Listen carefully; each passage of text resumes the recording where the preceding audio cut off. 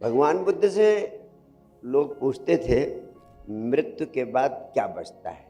जैसे हिंदुओं ने कहा मृत्यु के बाद आत्मा बचती, तो बुद्ध के अनुयायी पूछते थे कि आप बताओ मरने के बाद क्या बचता है। तो भगवान बुद्ध कहते तू ना समझ, कुछ नहीं रहता है, कुछ नहीं बचता है, मरे तो सब मिटा, शून्य बचता है। इसके पीछे भी उनकी यही मंशा थी कि अगर आप कह देंगे कि मरने के बाद कुछ बचता है तो फिर उसकी कामना करने लगोगे कि वो मिल जाए तुम्हें, या उस अवस्था में पहुंचना है, या उस अवस्था में होना है।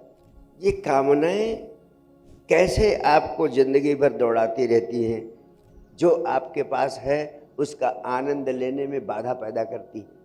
अगर आप इतना ही जान लो कि जो प्रज्ञा पुरुष बार बार आपसे कह रहा है कि सिर्फ वर्तमान में होने की गरिमा को तुम उपलब्ध हो जाओ, तो सारा अस्तित्व तुम्हारे पास तुम्हें उपलब्ध हो जाएगा। तुम्हें आत्मा उपलब्ध हो जाएगी, तुम्हें परमात्मा उपलब्ध हो जाएगी, फिर पाने को कुछ बचेगा ही नहीं, और सब चीज़ें तो बाई प्रोडक्ट हैं जो आपको चाहिए। भगवान बुद्ध से लोग पूछते थे कि आनंद कैसे मिलेगा, क्या ध्यान करने के बाद आनंद मिल जाएगा। मुझे बड़ा प्रीतिकर लगा, उन्होंने कहा दुखों का अंत हो जाएगा, आनंद नहीं मिलेगा।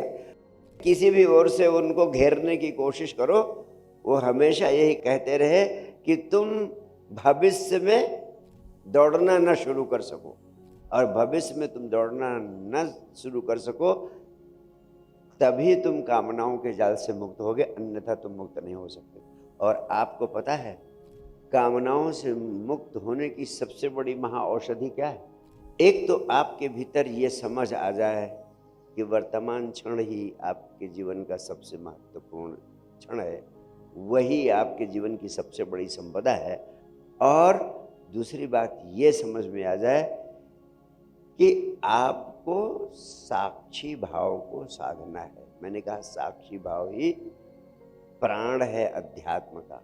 तो भगवान बुद्ध ने एक ही योगदान दिया सारी दुनिया को, उस योगदान का नाम है विपस्सना। और विपस्सना का अर्थ होता है विशिष्ट रूप से देखना।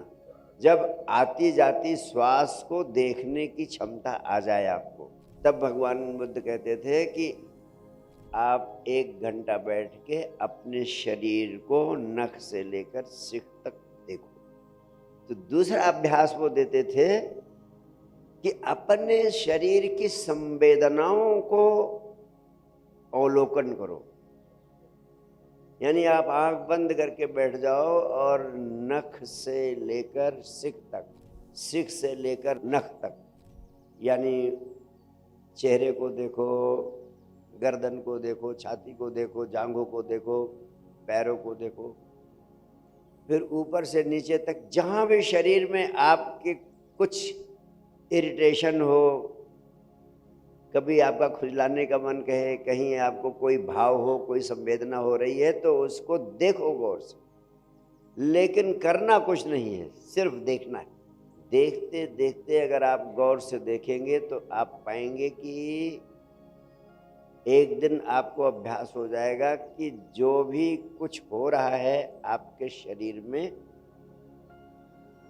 वह आपके शरीर में हो रहा है, आपको नहीं हो रहा है। आप उस शरीर से बाहर खड़े हो गए, अगर खुजली हो रही है तो आप देखते रहोगे कि शरीर में एक जगह खुजली हो रही हो, आप खुजलाने के लिए विवश नहीं होगे, खुजलाने के लिए मजबूर नहीं होगे, क्योंकि आप अलग हो गए, आप साक्षी हो गए शरीर के। शरीर को देखते देखते आप शरीर के साक्षी हो जाएंगे, आप शरीर से बाहर हो जाएंगे। शरीर में जो कुछ भी पैदा होगा आप उससे अछूते रहेंगे। अभी आप बॉडी के साथ आइडेंटिफाइड हैं, इतना आइडेंटिफाइड है कि अगर जरा सा यहाँ खुजली होती है तो बिना खुजलाए नहीं रहा जाता, और आप साक्षी नहीं हो पाते, शरीर से अलग नहीं हो पाते। आप इसका अभ्यास करेंगे, ध्यान का अभ्यास करेंगे, तो आपका साक्षी भाव इतना जग जाएगा कि आप शरीर के बाहर खड़े रहेंगे, शरीर में कुछ भी संवेदनाएं होती रहेंगी, आप उससे अछूते रहेंगे।